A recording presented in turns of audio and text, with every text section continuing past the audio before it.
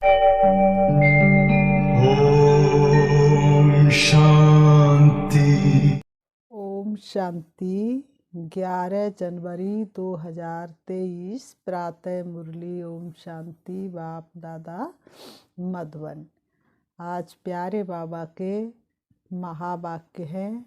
बाबा ने सुनाया, मीठे बच्चे, बुद्धि का योग बाप से लगाते रहो तो लंबी मुसाफरी को सहज ही पार कर लेंगे। बुद्धि का योग बाप से लगाते रहो तो लंबी मुसाफरी को सहज ही पार कर लेंगे। प्रश्न बाबा ने किया, बाप पर कुर्बान जाने के लिए किस बात का त्याग जरूरी है? बाप पर कुर्बान जाने के लिए किस बात का त्याग जरूरी है? उत्तर, दे अभिमान का। दे अभिमान आया तो मरा, व्यभिचारी हुआ, इसलिए कुर्बान होने में बच्चों का हृदय विदीर्ण होता है। जब कुर्बान हो गए तो उस एक की ही याद रहे। बाबा ने कहा, बाप के ऊपर कुर्बान हो गए तो एक की ही याद रहे, उन पर ही बलिहार जाना है, उनकी ही श्रीमत पर चलना है। गीत है, रात के राही थक मत जाना, सुबह की मंजिल दूर नहीं है। ओम शांति। भगवान वाच, भगवान अपने बच्चों को राजयोग और ज्ञान सिखला रहे हैं। ये कोई मनुष्य नहीं। गीता में लिखा हुआ है, श्री कृष्ण भगवान वाच। अब श्री कृष्ण सारी दुनिया को माया से लिबरेट करे, ये तो संभव नहीं है। बाप ही आकर बच्चों प्रति समझाते हैं, जिन्होंने बाप को अपना बनाया है और बाप के सन्मुख बैठे हैं। श्री कृष्ण को बाप नहीं कहा जा सकता। बाप को कहा जाता है परम पिता, परम धाम में रहने वाला। आत्मा इस शरीर द्वारा भगवान को याद करती है। बाप बैठ समझाते हैं कि मैं तुम्हारा बाप परम धाम में रहने वाला हूँ। शिव बाबा बैठ के समझाते हैं, मैं तुम्हारा बाप हूँ और मैं परम धाम का रहने वाला हूँ। मैं सभी आत्माओं का बाप हूँ। मैंने ही कल्प पहले भी बच्चों को आकर के सिखाया था कि बुद्धि का योग मुझ परम पिता से लगाओ। आत्माओं से बात की जाती है। आत्मा जब तक शरीर में न आए तो आँखों द्वारा देख न सके, कानों द्वारा सुन न सके। जब तक आत्मा शरीर का आधार ना ले तब तक ना आँखों द्वारा देख सकती, ना कानों द्वारा सुन सकती है। आत्मा बिना शरीर के जड़ हो जाता है। न शरीर के बिना आत्मा कुछ कर सकती है, ना आत्मा के बिना शरीर कुछ कर सकता है। आत्मा के बिना शरीर भी जड़ हो जाता है। आत्मा चैतन्य है, गर्भ में बच्चा है, परंतु जब तक उसमें आत्मा ने प्रवेश नहीं किया है तब तक चुरपुर नहीं होती। तो ऐसी चैतन्य आत्माओं से बात बाप करते हैं, कहते मैंने ये शरीर लोन पर लिया है, मैं आकर सभी आत्माओं को वापस ले जाता हूँ। फिर जो आत्माएं सम्मुख होती हैं उन्हों को राजयोग सिखाता हूँ। राजयोग सारी दुनिया नहीं सीखेगी। बाबा ने कहा, राजयोग सारी दुनिया नहीं सीखेगी। कल्प पहले वाले ही राजयोग सीख रहे हैं। जिन्होंने कल्प पहले सीखा होगा वही इस समय राजयोग सीख रहे हैं। सारी दुनिया राजयोग नहीं सीखेगी। अब बाबा समझाते हैं, बुद्धि का योग बाप के साथ अंत तक लगाते रहना। जब तक जीना है ज्ञानामृत पीना है, इसमें अटकना नहीं है। स्त्री पुरुष होते हैं तो पहले एक दो को जानते भी नहीं है। बाबा ने कहा, फिर जब दोनों की सगाई होती है फिर कोई 60-70 वर्ष भी इकट्ठे रहते हैं तो सारी जीवन जिस्म जिस्म को याद करते रहते हैं। वह कहेगी वह ये मेरा पति है, वह कहेगा ये मेरी पत्नी है। अब तुम्हारी सगाई हुई है किससे?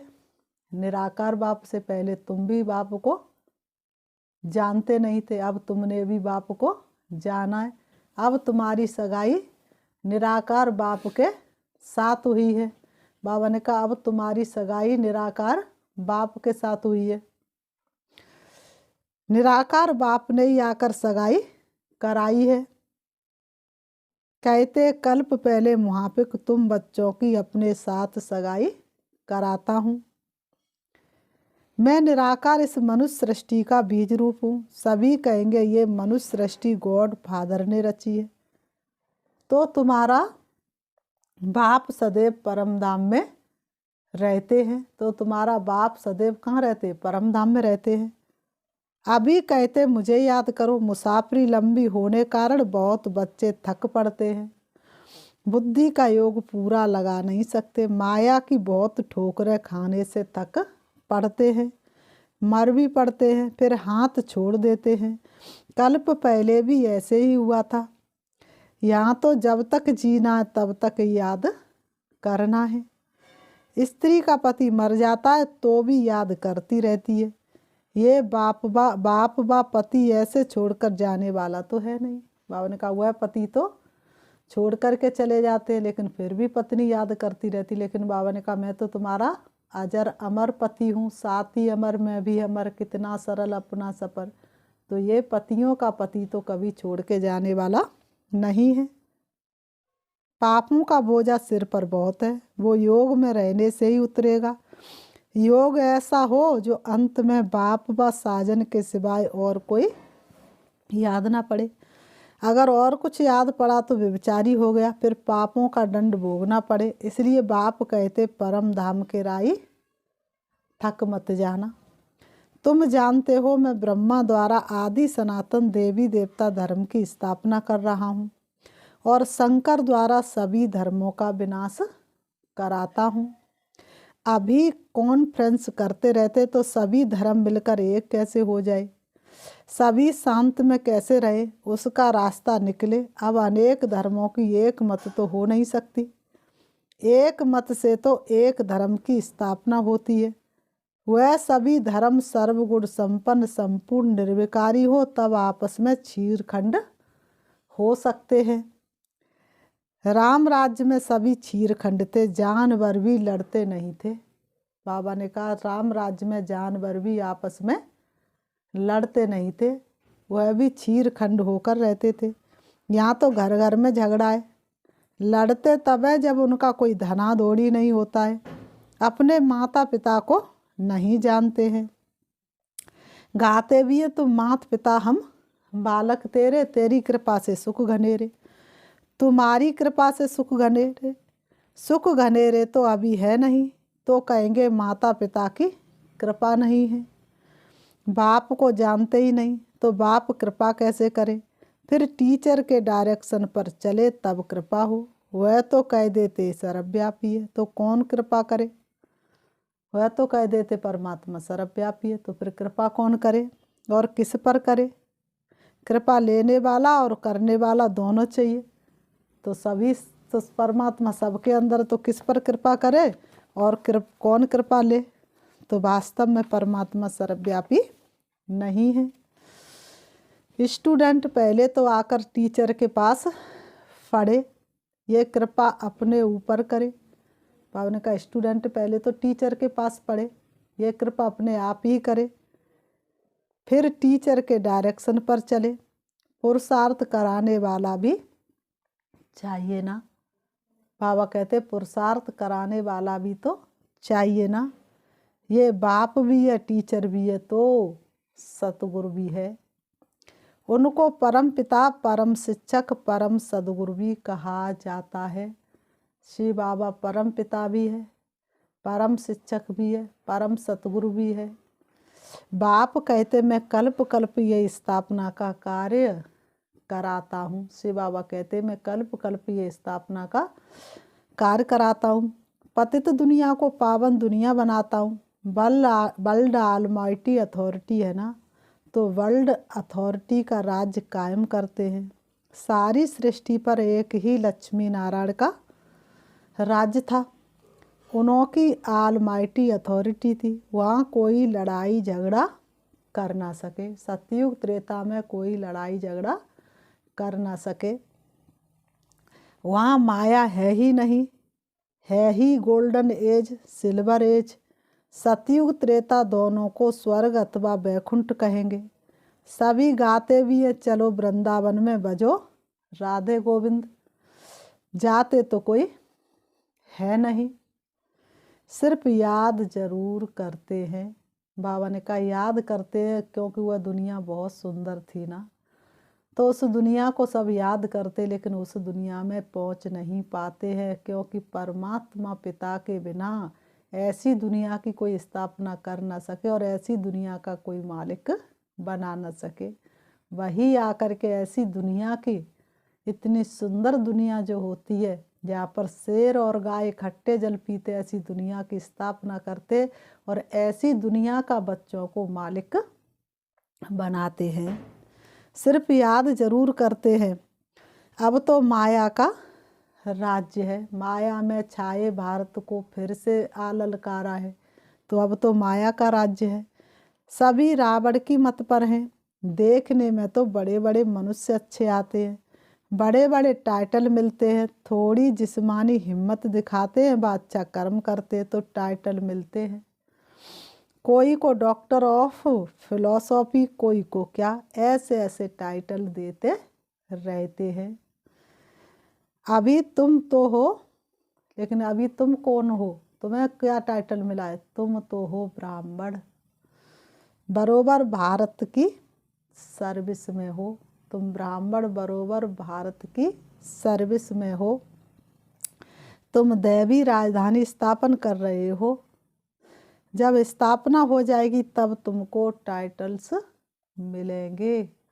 जब स्थापना का कार्य पूरा हो जाएगा तब तुमको टाइटल्स मिलेंगे। सूर्यवंशी राजा रानी, चंद्रवंशी राजा रानी। फिर तुम्हारा राज्य चलेगा। वहाँ कोई को टाइटल नहीं मिलता। सतयुग त्रेता में कोई को टाइटल नहीं मिलता। वहाँ दुख की तो कोई बात नहीं। तीनों लोकों में किसी भी प्रकार का दुख होता नहीं, अशांति होती नहीं। जो कोई का दुख दूर करे वह बहादुरी दिखाए। जो टाइटल मिले, जो रस्म रिवाज यहाँ होती है वह वहाँ नहीं होती। ना लक्ष्मी नारायण इस पतित दुनिया में आ सकते हैं। इस समय कोई भी पावन देवता नहीं है। ये है ही पतित आसुरी दुनिया। अनेक मत मतांतर में मूझ गए हैं। यहाँ तो एक ही श्रीमत है जिससे राजधानी स्थापन हो रही है। बाबा कहते यहाँ तो एक ही श्रीमत है जिससे राजधानी स्थापन हो रही है। हाँ, चलते चलते कोई को माया का कांटा लग जाता है। बहुत अच्छा चल रहे और चलते चलते माया का कांटा लग जाता है तो लंगड़ाते रहते हैं। कांटे लगने पर व्यक्ति के पैर में कांटा लग जाता तो क्या करता है? लंगड़ाता है। तो यहाँ पर फिर माया का कांटा लग जाता तो बुद्धि से लंगड़ाते रहते हैं। इसलिए बाप कहते सदैव श्रीमत पर चलो।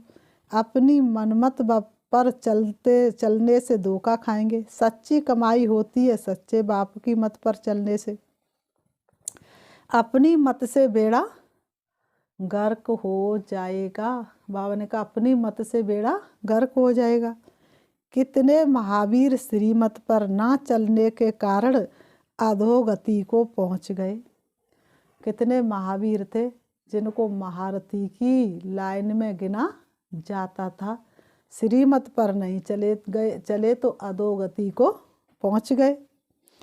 अभी तुम बच्चों को सदगति को पाना है। श्रीमत पर ना चला और दुर्गति को पाया तो फिर क्या होगा? श्रीमत पर नहीं चलेंगे तो दुर्गति होगी और दुर्गति को पाया तो क्या होगा? फिर तो बहुत पश्चाताप करना पड़ेगा। फिर धर्मराजपुरी में शिव बाबा इस तन में बैठ समझाएंगे कि मैंने तुमको इस ब्रह्मा तन द्वारा इतना समझाया। बिना बाबा ने कहा साक्षात्कार के सजा मिल ना सके। फिर तुम्हारी वही फिल्म धर्मराजपुरी में चलेगी, तब तुमको सजा मिलेगी। पढ़ाया कितनी मेहनत की। तुमने निश्चय पत्र लिखे कि श्रीमत पर चलेंगे, परंतु तुम श्रीमत पर नहीं चले। अब खाओ सजा। श्रीमत को कभी नहीं छोड़ना चाहिए। बाबा ने कहा श्रीमत को कभी नहीं छोड़ना चाहिए। कुछ भी हो बाप को बताने से सावधानी मिलती रहेगी। कांटा लगता ही तब है जब बाप को भूलते हैं। बच्चे सदगति करने वाले बाप से भी 3 कोस दूर भागते हैं। गाते भी है बारी जाऊं कुर्बान जाऊं परंतु किस पर। गाते भी है बारी जाऊं कुर्बान जाऊं परंतु किस पर। ऐसे तो नहीं लिखा है सन्यासी पर बारी जाऊं, व ब्रह्मा विष्णु शंकर पर बारी जाऊं, व श्री कृष्ण पर बारी जाऊं।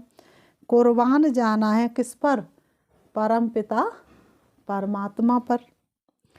कोई मनुष्य पर नहीं, वर्षा मिलता है बाप से, बाप बच्चों पर कुर्बान होता है।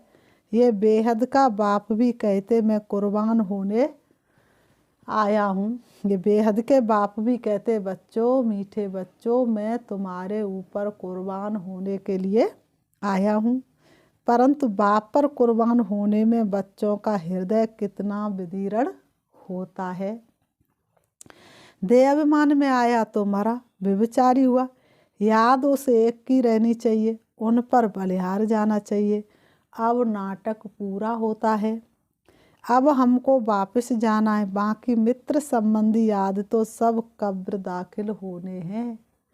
इसलिए महाभारत में क्या दिखाते हैं, महाभारत का युद्ध जब शुरू होने जा रहा था तो अर्जुन को मोह उत्पन्न हो गया। तो श्री कृष्ण ने कहा कि हे अर्जुन, ये तो सब मरे पड़े हैं, सिर्फ तुम धनुष उठाओ और बाण चलाओ। तो उन्होंने हिंसक लड़ाई दिखा दी। वास्तव में हिंसक लड़ाई तो कभी न देवता करा सकते न परमात्मा करा सकते। इसी समय का गायन है, उनको याद क्या करेंगे। इसमें अभ्यास बहुत चाहिए। गाया भी हुआ है, चढ़े तो चाके अमृत रस और गिरे तो चकना चूर। जोर से गिरते तो पद गवा देते हैं। ऐसे नहीं, स्वर्ग में नहीं आएंगे, परंतु राजा रानी बनने और प्रजा बनने में फर्क तो है ना। यहाँ का भील भी देखो, मिनिस्टर भी देखो, फर्क है ना। इसलिए पुरुषार्थ पूरा करना है। कोई गिरते हैं तो एकदम पतित बन जाते हैं, श्रीमत पर चल नहीं पाते तो माया नाक से पकड़ एकदम गटर में डाल देती है। बाप दादा का बनकर फिर ट्रेटर बनना, गोया उनका सामना करना। इसलिए बाप कहते हैं कदम कदम संभाल कर चलो।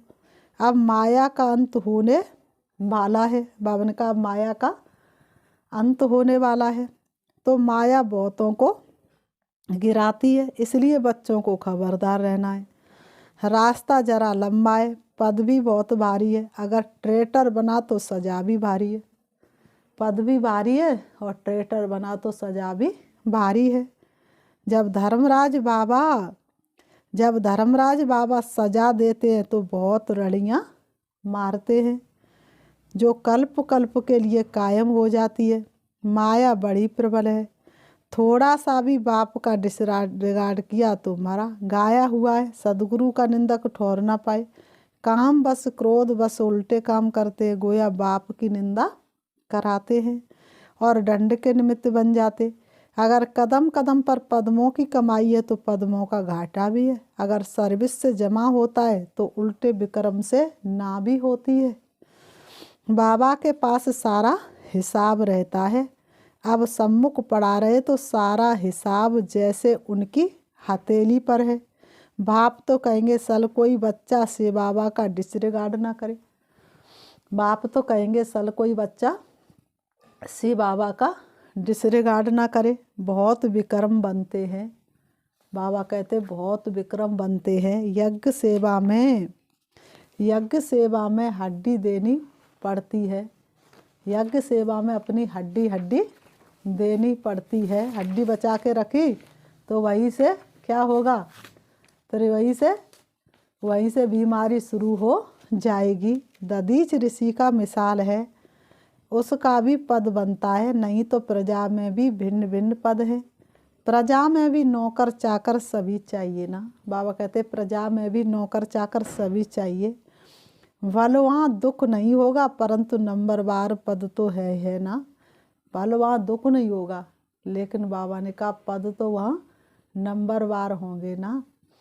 फिर बाबा ने कहा अच्छा मीठे मीठे सिकीलते बच्चों प्रति माता पिता बाप दादा का याद प्यार और गुड मॉर्निंग। रूहानी बाप की रूहानी बच्चों को नमस्ते। हम रूहानी बच्चों की रूहानी बाप दादा को याद प्यार और नमस्ते नमस्ते नमस्ते नमस्ते।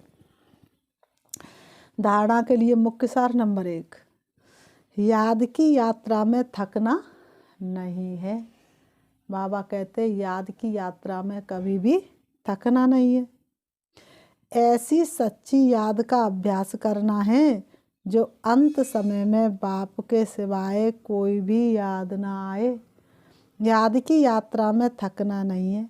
ऐसी सच्ची याद का अभ्यास करना है जो अंत समय में बाप के सिवाय कोई भी याद ना आए।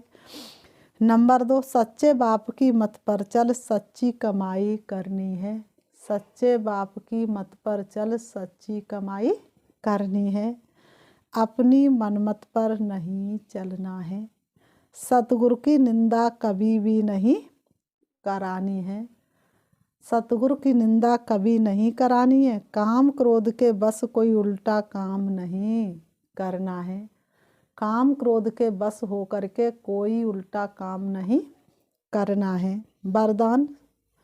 वरदान में बाबा ने बताया, संकल्प शक्ति द्वारा हर कार्य में सफल होने की सिद्धि प्राप्त करने वाले सफलता मूर्त भव। संकल्प की शक्ति द्वारा हर कार्य में सफल होने की सिद्धि द्वारा प्राप्त करने वाले सफलता मूर्त भव। स्पष्टीकरण है, संकल्प शक्ति द्वारा बहुत से कार्य सहज सफल होने की सिद्धि का अनुभव होता है। जैसे स्थूल आकाश में भिन्न भिन्न सितारे देखते हो, ऐसे विश्व के वायुमंडल के आकाश में चारों ओर सफलता के चमकते हुए सितारे तब दिखाई देंगे जब आपके संकल्प श्रेष्ठ और शक्तिशाली होंगे। सदा एक बाप के अंत में खोए रहेंगे। सदा एक बाप के अंत में खोए रहेंगे। आपके ये रूहानी नयन रूहानी मूर्ति दिव्य दर्पण बनेंगे। ऐसे दिव्य दर्पण ही अनेक आत्माओं को आत्मिक स्वरूप का अनुभव कराने वाले सफलता मूर्त होते हैं। स्लोगन है, निरंतर ईश्वरीय सुखों का अनुभव करने वाले ही बेफिक्र बादशाह हैं। निरंतर ईश्वरीय सुखों का अनुभव करने वाले ही बेफिक्र बादशाह हैं। अच्छा, ओम शांति। ओम शांति। अभी हम 5 मिनट प्यारे शिव बाबा को याद करेंगे, अपने आप को देखेंगे। दोनों ब्रहों के बीच ब्रकुटी में विराजमान मैं आत्मा सतोगुणी हूँ। सातों गुणों से सजी हुई हूँ। प्यारे पिता परमात्मा की सबसे प्रिय संतान हूँ। जैसे मैं आत्मा लाइट स्वरूप हूँ, वैसे ही मेरे पिता परमात्मा लाइट स्वरूप है, परम धाम के रहने वाले हैं। मैं आत्मा भी परम धाम की रहने वाली थी। सृष्टि रंगमंच पर पाठ बजाने आई।